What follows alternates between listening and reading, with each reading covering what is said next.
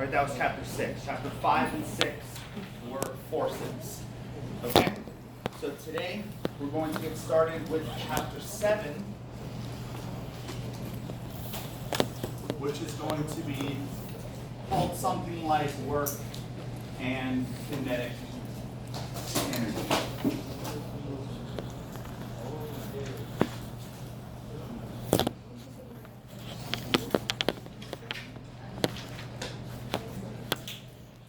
What I wanted to talk about was just the general motion of the spring back and forth, but we're going to talk about that in an entire chapter on its own. So I decided to just leave that for later. All right. What we're trying to do here, ultimately, is we're trying to study the motion of an object along some arbitrary path that it takes. That if we imagine an object starts here at point A, and the object ends here at point B, and it takes some path from point A to point B, we want to be able to answer questions like, how long does it take to get from A to B? Okay?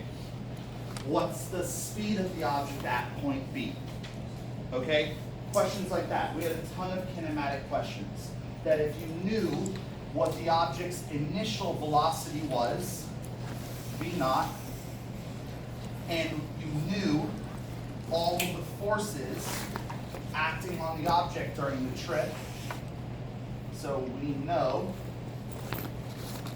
the net force on the object during the trip, then we can use kinematics to answer questions about the motion of the object. Like, what's its velocity here? What's its velocity here? How long does it take to reach this point? How long does it take to reach that point? After 5 seconds, where will the object be? After 10 seconds, how fast will it be moving, etc. Okay?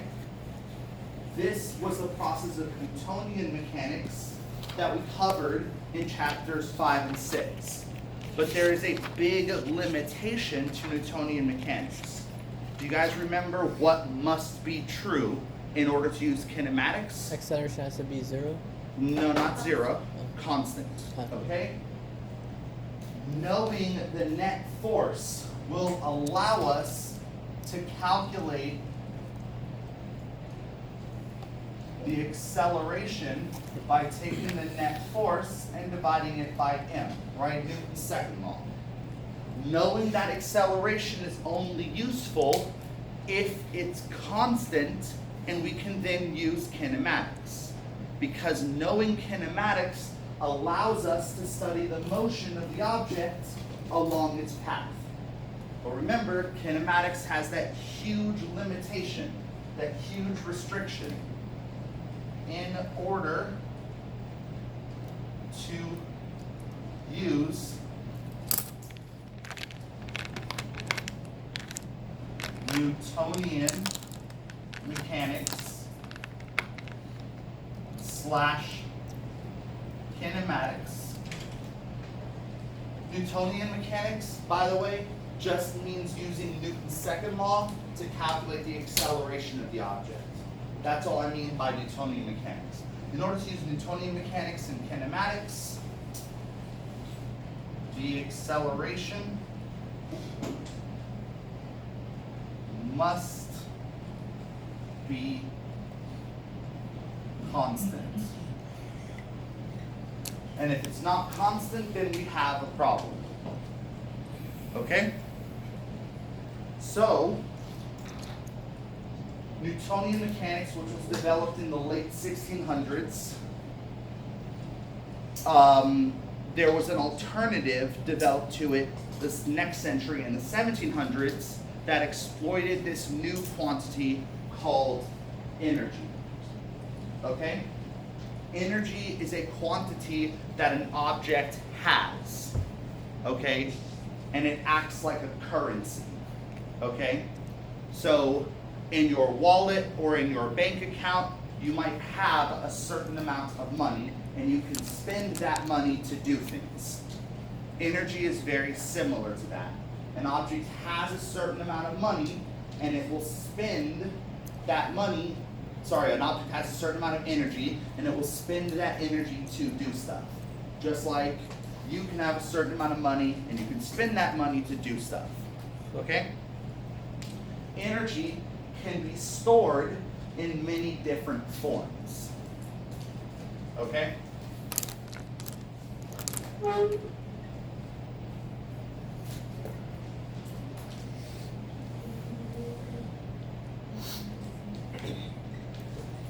An object's movement, okay, so its speed, that can allow an object to store energy. An object's position, this is going to carry an asterisk, and I'll explain the asterisk in a second. An object's temperature, okay, these are three different types of energies that we will discuss in this class. The two that I listed first, movement and position, these are the two types of energies that are associated with an object's motion, where it is and how fast it's moving. So we call these mechanical energies. Mechanics being the study of an object's motion. Okay, so the first two are energies associated with an object's motion, where it is, how fast it's moving. So we call those mechanical energies. Albert Einstein in the early 1900s proved that an object can store energy in its mass. This is that famous equation, E equals mc squared. It's probably the most famous equation ever. This tells us how much energy an object stores in its mass. The speed of light is about, actually I'll address this a little bit later. You guys don't know what the units of energy is. I'll briefly mention that. But mass energy is not something that we're going to talk about in this class. You might see it at the end of Physics 2. What you'll definitely see in Physics 2 is that energy can be stored in electricity and magnetism. So an electric field, which you'll learn about in Physics 2, can store energy. A magnetic field can store energy. And light can store energy. So if we look at a fluorescent bulb, what happens is there is a current running through the fluorescent bulb.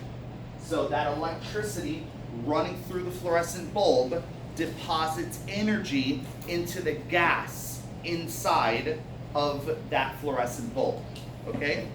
The electrons inside of that gas, they receive that electrical energy and their energy level rises. It turns out that those electrons don't want to have all of that extra energy, okay? If we're going back to the energy like money analogy, electrons are kind of like shopaholics. Like they want to spend all of that energy as fast as possible. So when electricity deposits energy into those electrons, and those electrons' energy levels rise, those electrons want to dump that energy as soon as possible, and they shed it in the form of light. So the current running through the fluorescent bulb deposits electrical energy into the electrons, and the electrons shed that energy in the form of light. So a light bulb converts electrical energy into light energy, okay? Because that conversion is never going to be 100% efficient, there is always going to be some thermal energy produced.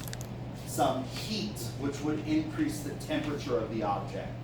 Okay, heat is almost always considered a waste product, and we'll talk about that more at the end of this class when we cover thermodynamics. Thermodynamics is the study of heat. Okay?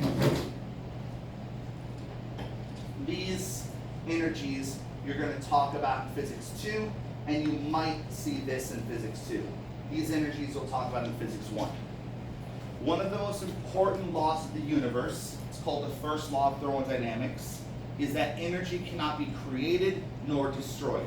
It can only be converted. Okay? So the energy stored in one of these types can't be created or destroyed. It can only be converted into a different type of energy. Okay? For example, in a nuclear reactor, which produces what's called nuclear fission, the splitting of large, heavy atoms into smaller, lighter atoms, we take uranium, which is here on the periodic table, and we break it most commonly into barium and krypton. Okay? Barium and krypton are both lighter than uranium. The higher you are on the periodic table, the less mass the atom has. So, nuclear fission, which powers nuclear reactors, you'll take a uranium atom and you'll break that uranium atom in two. What results is a krypton atom plus a barium atom. And it turns out that if you measure the mass of the krypton and the barium atom and the mass of the uranium atom has more mass than the combined mass of the krypton and the barium. So the mass of the uranium is greater than the mass of krypton plus the mass of barium. How? Yeah, like I don't see it. How come from one thing in the periodic table? Mm-hmm. Are they supposed to be unique? So how come you cut it in half and you get two others?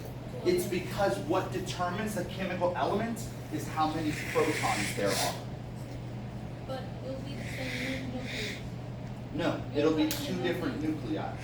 So the thing is that uranium has 92 protons.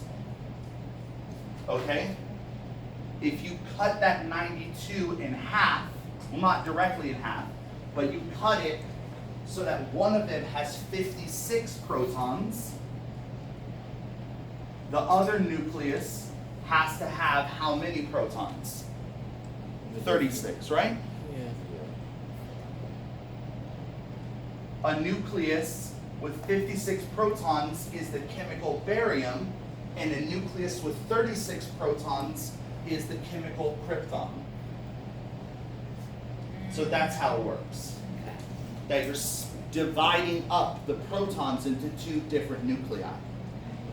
Okay? And it has nothing to do with the mass, like you said, that's still greater mass. Yeah, it has nothing to do with the mass, it has to do with the number of protons. That determines what the chemical element is. Okay?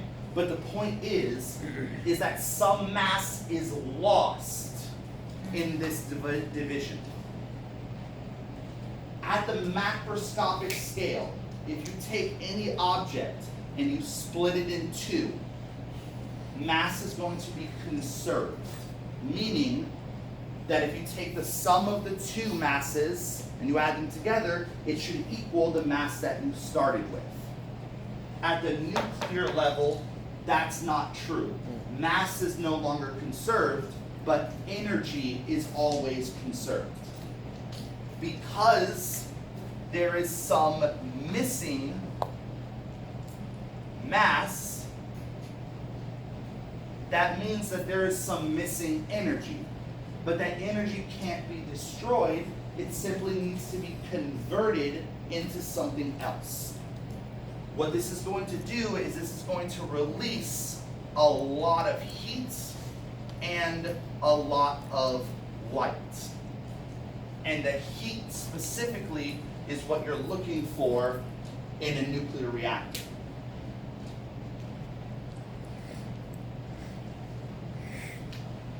A nuclear reactor generates massive amounts of heat. You run cold water through the nuclear reactor. This release of this massive amount of heat heats up the cold water. That cold water is then allowed to expand to produce steam. That steam rises and spins a turbine. The spinning of the turbine produces electricity.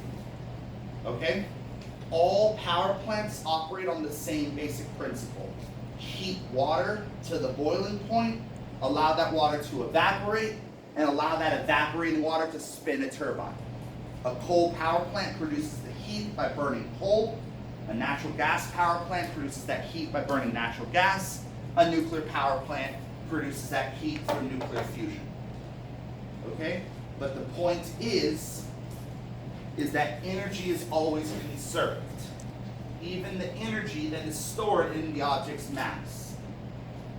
Okay? It doesn't just vanish, it has to convert into another form. Okay? So any questions about the general concept of what energy is? Okay? A fundamental difference between forces and energy, a couple of them, is that energy is a scalar while force is a vector. Okay? Energy is just something that you have. How much money you have in your wallet. Okay? If it's $10, if it's $15, if it's $0, like me, because you only have credit cards. Okay? That's a single number that represents how much money you have. Okay? Energy is a scalar quantity because you can describe how much energy an object has with a single number. Okay? Remember that a vector requires at least two numbers to describe the information. Okay? So a force is a vector, energy is a scalar. Another big difference is that a force is something that acts on an object.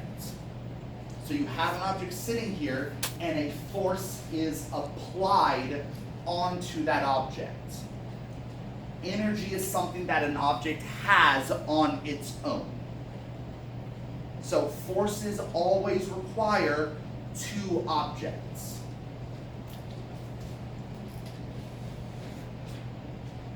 For a force to exist, two objects must exist. One applies the force on the other. And obviously, vice versa. The other applies the force back on the first because of Newton's third law.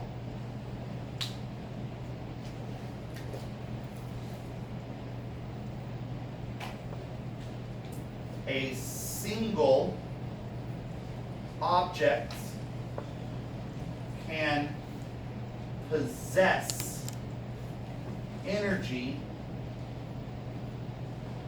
without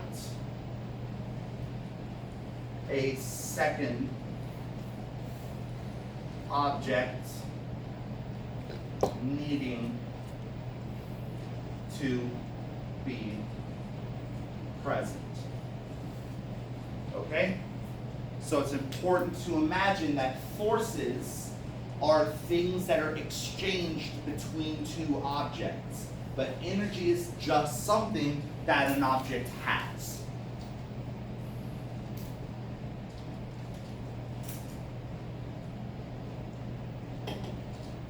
Okay, so now I want to define a couple energy quantities. The first energy quantity, what we're going to talk about in this chapter, is the energy associated with the movement of an object. And this is known as kinetic energy.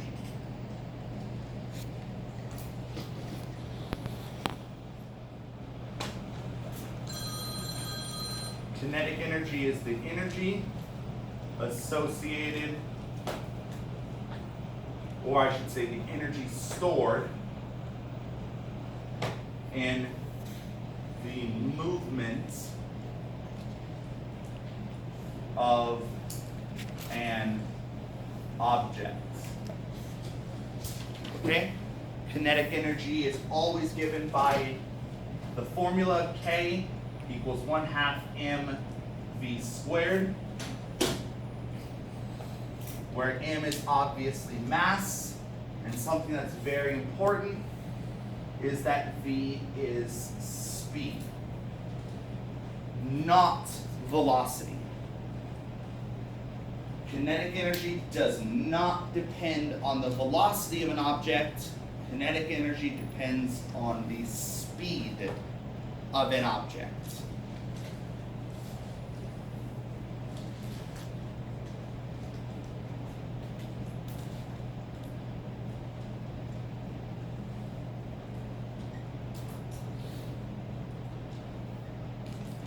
There's a motion that I probably mentioned a couple of times before called uniform circular motion.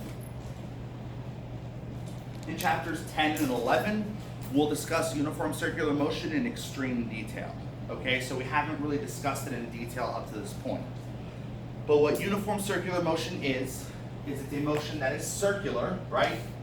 Obviously.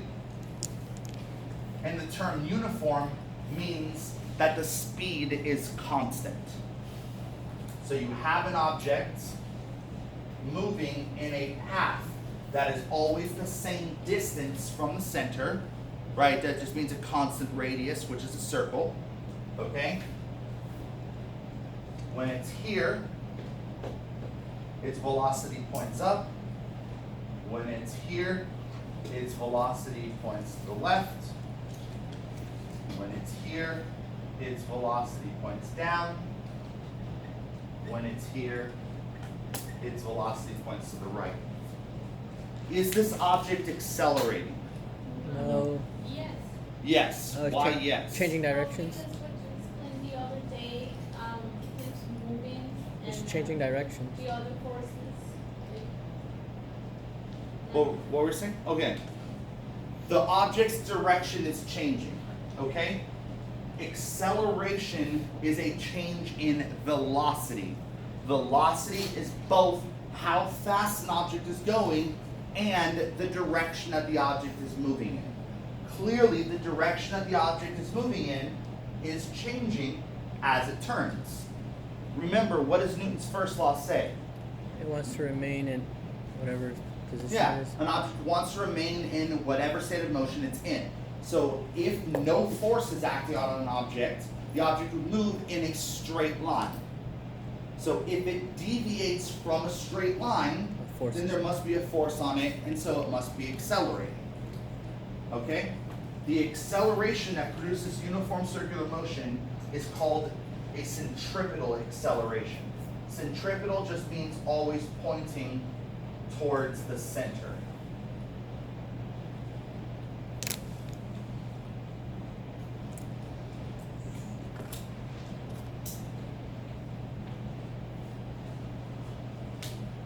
When this object is moving to the right, if it wants to turn upwards, the acceleration has to be upward, to turn it upwards.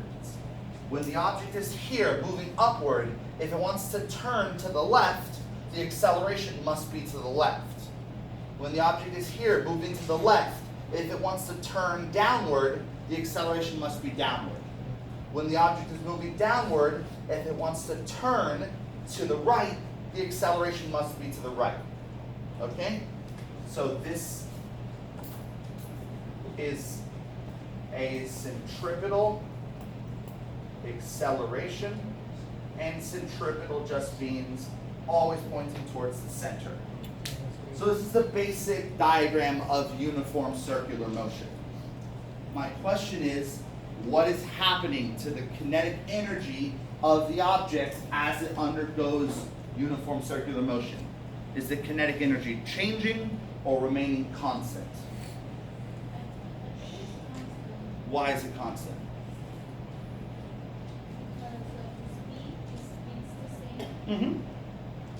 Right away from the beginning, the very beginning, I said uniform meant what? All the same. What's the same? The Circular. motion. Speed. The speed. Constant speed. That's what I said right away. Literally, the first thing I said was that uniform meant a constant speed. If the speed is constant, then that means a constant kinetic energy.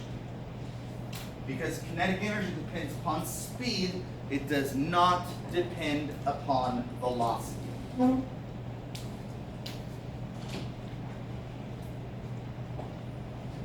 In chapter 9, so we're going to cover in a couple chapters, there's a quantity related to the motion that is similar to kinetic energy called momentum.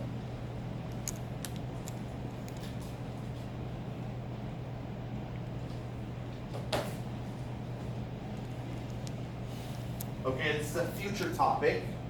We are not going to discuss this now, but I'm briefly going to mention it just to talk about uniform circular motion. Momentum is a quantity related to the motion. It's given by the letter P, and it's a vector, and it's mass times the vector V. Okay? Momentum depends upon velocity, not speed.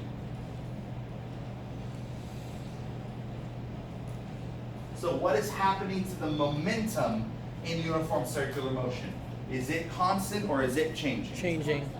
It's Is it changing. a speed? It's meant on velocity, Because the speed is constant in uniform circular motion, but the velocity is changing. but the velocity is changing because its direction is changing. So that Okay? means, so that means when the velocity is changing, that the momentum. Yeah, I'm just trying to remind ourselves here about the difference between speed and momentum. That's all, speed and velocity. That's all I'm doing here. Okay? Momentum is not an important topic to understand right now or discuss right now. I just wanted to compare the two because kinetic energy depends upon speed, momentum depends upon velocity. Really, these questions are testing our ability to recall the difference between speed and velocity. Okay? In uniform circular motion, the uniform means a constant speed, so kinetic energy is constant. But clearly, because the direction of motion is changing, the velocity is not constant. That's why it has an acceleration. The acceleration means that the velocity is not constant. If the velocity is not constant and momentum depends upon velocity, then the momentum is not constant. Okay? That's all I wanted to say. Any questions? All right. The units of kinetic energy, which are going to be the units of all forms of energy. All forms of energy have the same units. Okay? If we look at the formula, the units are going to be mass times the units of velocity squared. Okay? So the unit of mass is a kilogram, and the unit of velocity is meter per second, so it's meters squared per second squared. Okay? We call this a joule. Named after James Joule, a British physicist who is most strongly associated with a lot of the concepts of energy, especially the concept of heat. Something else to notice is this quantity right here, a kilogram meter per second. Not meters squared per second, but a kilogram meter per second.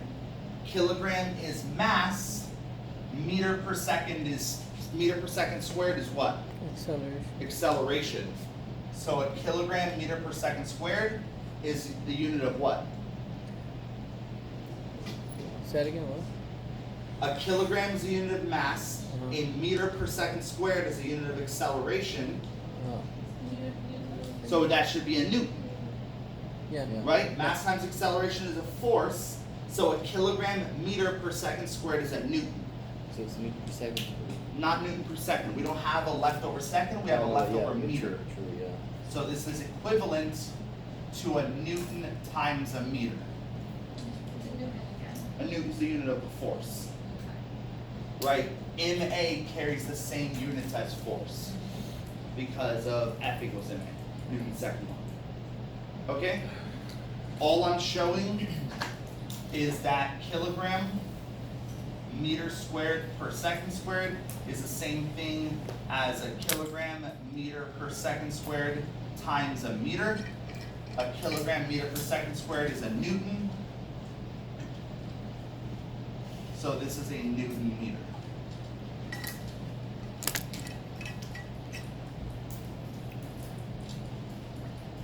Okay? Instead of worrying, once again, how these SI units all work out, if you remember that for any formula, you plug SI units in, you will always get SI units out. So you don't have to worry about how the units work out. If you ever have a mass, plug in kilograms. If you ever have a speed, plug in meters per second. Okay? If you ever have an acceleration, plug in meters per second squared. If you ever have a force, plug in newtons. If you ever have a distance, plug in meters.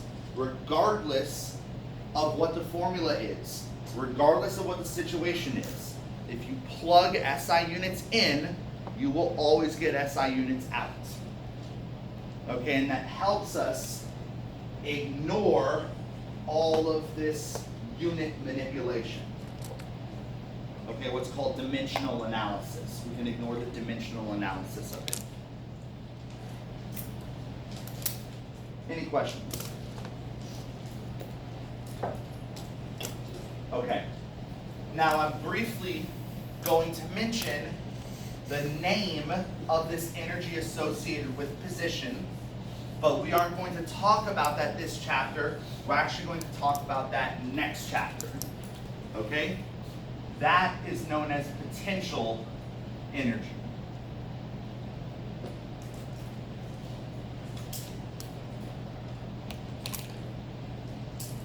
This is the energy stored in an object's position.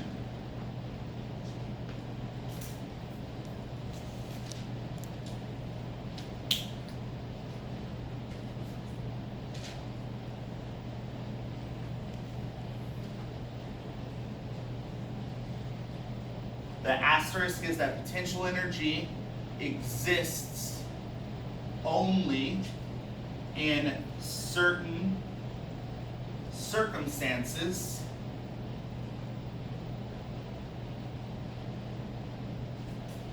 which are to be discussed later. Next chapter. I just wanted to give you guys the name.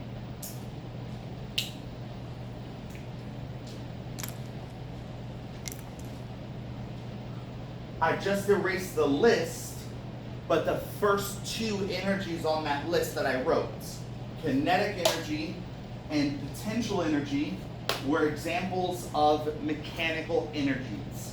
Energies associated with the motion of an object. Kinetic energy is the energy associated with the object's movement, its speed. Potential energy is the energy associated with the object's position. So we can define a new quantity called the total mechanical energy,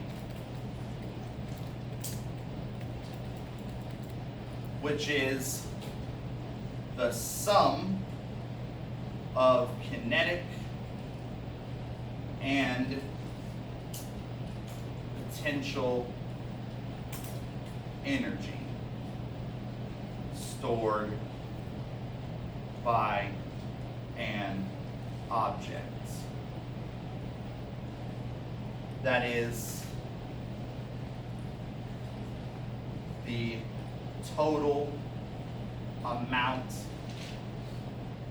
of energy stored in an object's motion.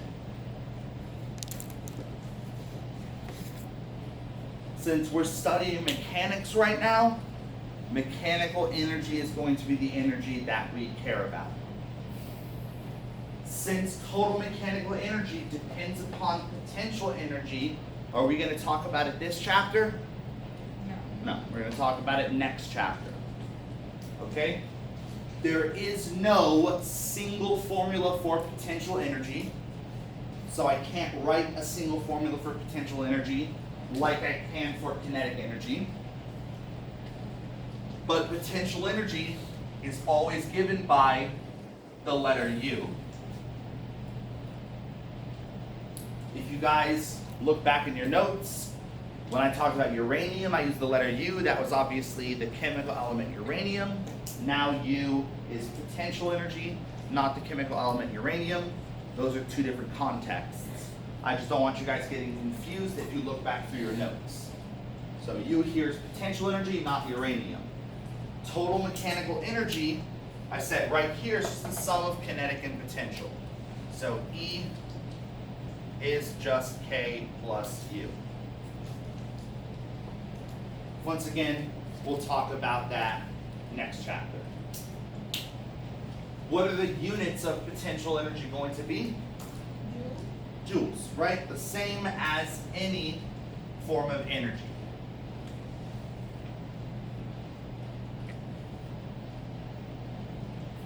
What are the units of total mechanical energy going to be? Joules.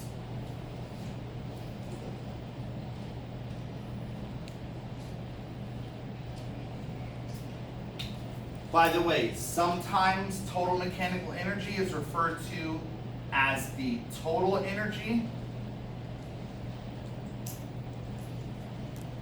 because right now we're only talking about mechanics. Okay? But in the grander scheme of things, total energy has a slightly different context. It would be the sum of all forms of energy on an object. If you were truly trying to account for the total energy, you would also have to include things like energy stored in an object's energy stored in an object's temperature, energy stored in an object's mass, etc. Okay? But in the context of what we're talking about, total mechanical energy is a long phrase, it's a long name, so oftentimes we'll just shorten it to total energy. Okay, any questions? In the study of energy, it's not going to be enough to simply know what the energy of an object is. When an object's energy remains constant, it's not really going to do anything interesting. The interesting things happen when an object's energy changes. Okay? That's why I referred, or I used the analogy that energy can be thought of like money. Okay? You can have money, and you can hoard onto your money, but that gets boring. When it gets fun and exciting is when you spend your money to do stuff, right? Okay? So, whenever you're talking about energy, it is important that you also talk about changes in an object's energy. Okay? And changes in an object's mechanical energy gets a special name. We call it work.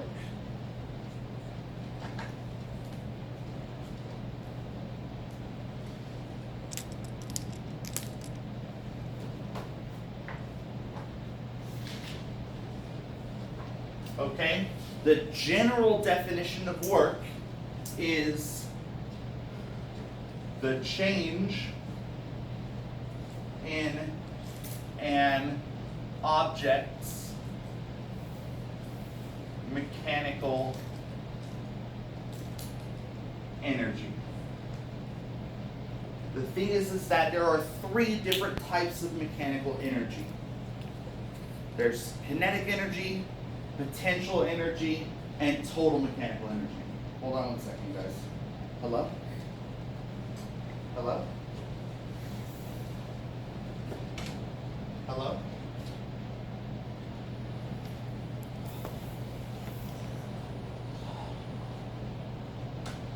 Hello? Bob? Hello?